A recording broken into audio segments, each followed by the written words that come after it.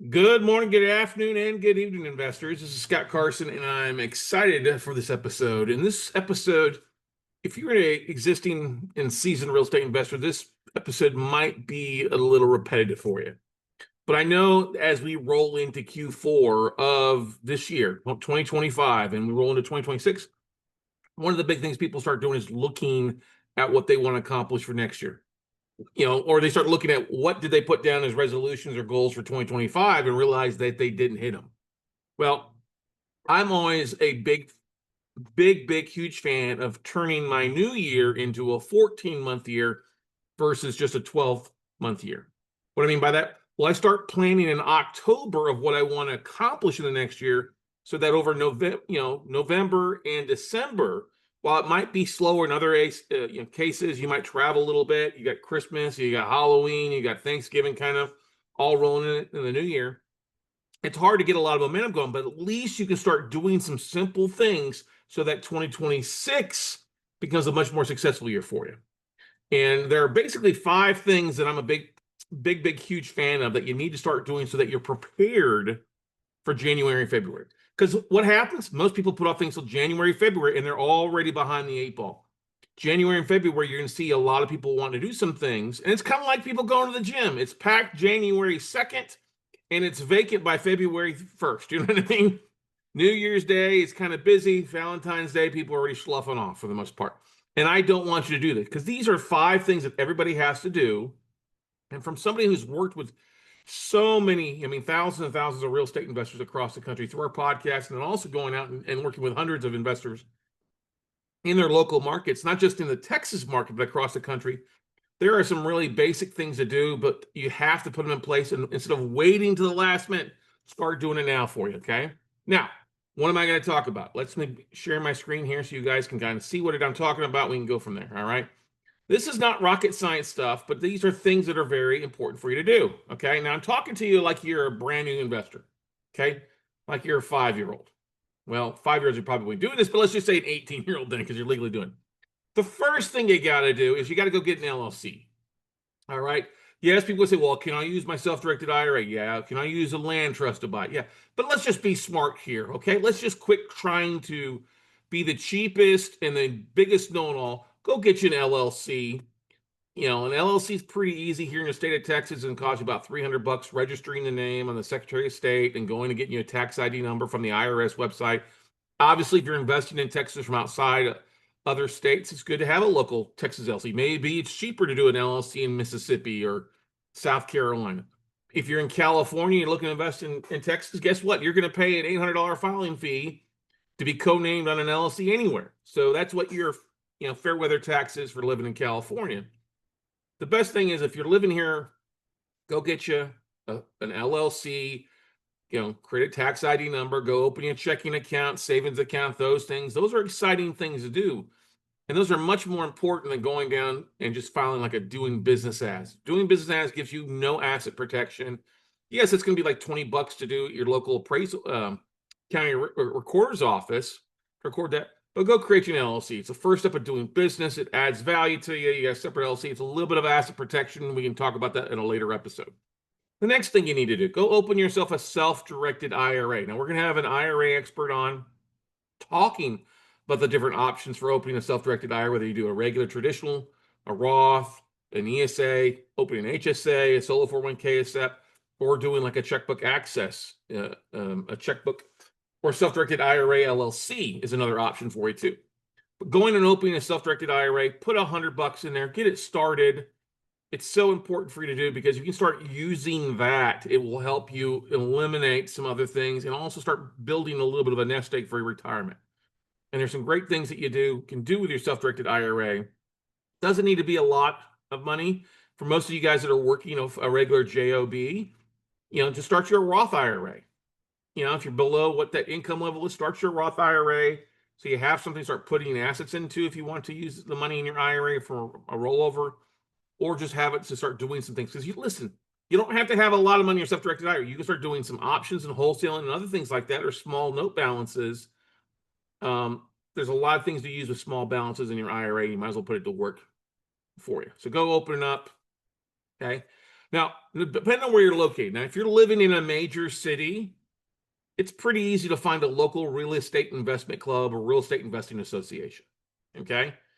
The ways that there are two different ways. You can always go to National RIA, or National RIA, that's REIA, nationalria.com, and see if there's a National RIA group in your local market. Okay. Now, here in Texas, we've got National RIAs are in San Antonio, Houston. I think there's one in Dallas as well. To take a look at it. But the ones in Houston and San Antonio are run by the same guy, and that's fine. You got Ray Sasser, I believe, is the guy that runs that for both of those groups. Or it's the one in San Antonio is called Alamo RIA versus the Houston RIA, but it's the Alamo RIA there. Join your local RIA group. Now go attend. Most of the time, it's not going to cost you the first time to visit. I would get out and start talking to people now. They're going to meet like once a month. There are probably, if you're in a bigger city, you're going to have multiple opportunities in different RIAs that work. But go out there, mark your calendar, go out and network on a Wednesday, a Thursday night, a Tuesday night. They're going to meet on a Saturday morning. Go join your local RIA because that's going to come in very, very handy for points 4 and points 5. Don't be a stranger. Most of these RIAs will have members, and you can find out what's working in your market, but also how to put your team together. Now, I know many of you got in real estate because you don't want to work with people, you're tired of your JOB, but you're going to need a team of professionals no matter what you end up doing.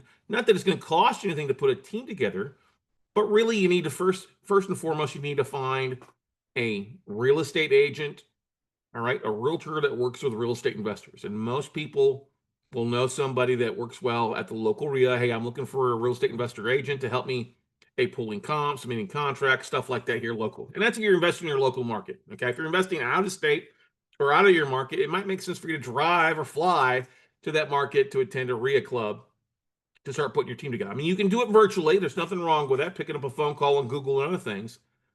But go to your local RIA and start connecting with people. Now, also, if you can't find anything on the national RIA, you can go to meetup.com. Meetup.com, put your city in. It's free to log in. Put your city and then type in real estate, and there's a little spot for what you're looking for. So real estate, it'll pull up a whole bunch of different groups and then pick on groups, not events, but groups, and then start looking at the bigger groups and see if they're still meeting or when they meet. Okay.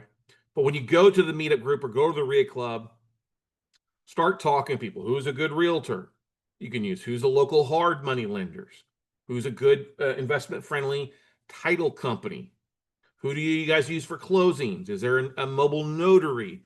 And then start looking also for other vendors like painters and handymen, contractors, plumbers, electricians, roofers, local hard money lenders who are lending money on fix and flips. Yeah, we do a lot with notes, but there are still also ways to fund deals through hard money lending. It's not using your own. Okay. And ultimately start looking and talking to people who are potentially private money investors to fund you deals. I can't tell you how amazing it is to talk to people who have no clue about raising private capital. I was on a podcast yesterday with a guy out of Denver who's a realtor up there. And I was asking, he was moving, he's selling off his traditional rentals to move into the multifamily space. And I was like, oh, is that working well in your neighborhood? He goes, well, I don't know. I'm like, what do you mean you don't know? You're selling all your stuff to get off into it. Well, I'm looking for like 100 units in different parts of the country, not necessarily Denver area. It's like, okay, that's fine. And he goes, I'm starting a fund. I'm like, that's great. By starting a fund, you're looking to raise capital. How are you marketing for capital? Well, I haven't gotten around for that yet. Well, you don't need to put a fund together to raise private capital. It's kind of like putting the cart before the horse. When you're starting off as a new real estate investor, you want to start talking to people about what you're doing. Find out, number 5, what's working in your market. Actually, if you want to stay in your local market, what actually is working? Is it wholesaling? Is it fix and flipping? Is it small balance apartments? Is it wholetailing? Is it Airbnb? Every market's completely different. Okay. And one thing we're going to be doing, obviously, is bringing on people in different markets out there for what's working, like we've always done before. All right. With our other podcasts, we've done that, seen in different markets and stuff like that. But if you're in the Texas market, yeah, we're going to try to bring on a local experts in for the whole how to invest series or how to invest in real estate series for you. And we're actually going to do one thing better for you. We're actually going to spend some time going through the bigger markets: Austin, San Antonio, Corpus, Houston, Dallas, and Fort Worth, and show you how to find private investors at your local county, the appraisal districts, the recorder's office. Texas is very friendly. and it's a great place to invest. We'll show you how to find those people and what to say to them, how to reach out to them to help you, because that's one of the big questions I literally get from people all the time. People want to get into wholesale and real estate, but they don't, or wholesale and notes, but they don't want to own anything because, and I ask them, why don't you want anything? Well, I don't have the money, or I don't have the credit, I don't have the financing. Okay, that's fine. Do you know about hard money lending to buy property? Well, they know about that. Do you know about DSCR loans? We'll talk about an expert about that. I'm excited. We've lined up the head honcho over at Longhorn Investments, who lends across the state of Texas, to be on the podcast here. Or I want to do subject to deals. Okay, great. We'll talk. We actually got Alan Shesker, who's an attorney out of Austin, who really is educating people how to do subject to deals right in the Texas market. So we'll have him on. But find out what's working in your market. Talk to other people. Who's closing on what. Don't be a wallflower. Go talk to the president. Introduce yourself. Say, hey, I'm a new I'm a new real estate investor or note investor. Who here in this group should I talk to? Who should I sit next to? Who's doing deals that I can talk to? Because the reason you want to start going out in November, December, it's going to obviously get a little smaller. People are missing out for travel and vacations. But then January, February, and March, those are the busiest. That's when more people show up to real estate investing clubs than any other time in the country. It's also the easiest to raise capital because people show up with the intention of doing something. But do they usually end up doing something? No, they don't. About 90% of people don't do. So you, the 10% that I'm talking to is listening to this, are obviously doing something, right? So it's an opportunity for you to show up, to network, and get rocking and rolling. Now, there's other things that you want to do marketing-wise. Once you create an LLC, you want to go and update your socials, your social media like LinkedIn and Facebook about what you're doing. You probably gonna want to identify after you go to your team. You could really put together like a one-page flyer. Who's on your team? What are you doing? Who are you using? Okay. And who's on your team is going to vary depending on what kind of strategy you target. If you're targeting notes, you're probably going to add a servicing company. If you're targeting fix and flippers, you're going to want to target basically who your lender is in a lot of cases, stuff like that. But that's the most important thing is start realizing these things. Creating an LLC can take you a day or a couple, maybe an hour once you get on the Secretary of State's website, making sure that the name's available and filling out the paperwork, paying your fee, and then going from there. Open a self-directed IRA. You can go to any self-directed IRA company out there, and that would take about a day or two to get the account open, and then to fund it would take a couple of days. Okay. Join your local RIA club. That's going to take you literally going to meetup.com or the National RIA Club and looking to see what's open, and then marking it on your calendar at 10. Show up. Trust me, people. Take some business cards. That's one thing you can create. Business cards? Who does that anymore? The real serious people still do business cards. Okay. Of course, you can always put your LinkedIn QR code on your phone. I do that at different events when people don't have business cards or stuff like that. If I run out of them, like, hey, let's scan this, and we can connect on LinkedIn or Facebook, however you want to do that. Do you need a website? Yeah, you need to have a website, but you don't necessarily need a website right now. You can use a one-page landing page. You can get a free landing page if you sign up for like MailChimp as a CRM tool. And what's a CRM tool is a customer resource management tool. I like REI Black Book. We'll have Damon Ramey from Black Book REI on here. Is probably the best CRM for new real estate investors. We'll have him on here again for you. Talk about that. But those are little things you don't have to worry about right now. These are the big 5 things. The other stuff you can do is you fill in. A website's pretty easy. A logo's pretty easy to do. You don't have to spend thousands of dollars. Like the city of Austin's just spent like literally over $500,000 coming up with a logo that's a shitty logo. I could have created something just like that in Canva for like $100. Okay. So Canva's pretty easy to start looking at things, picking up colors, all that stuff that you'd like to have your logo. Pretty simple to create. Guys, just start adding things to your schedule to look professional. And yes, you'll need a website.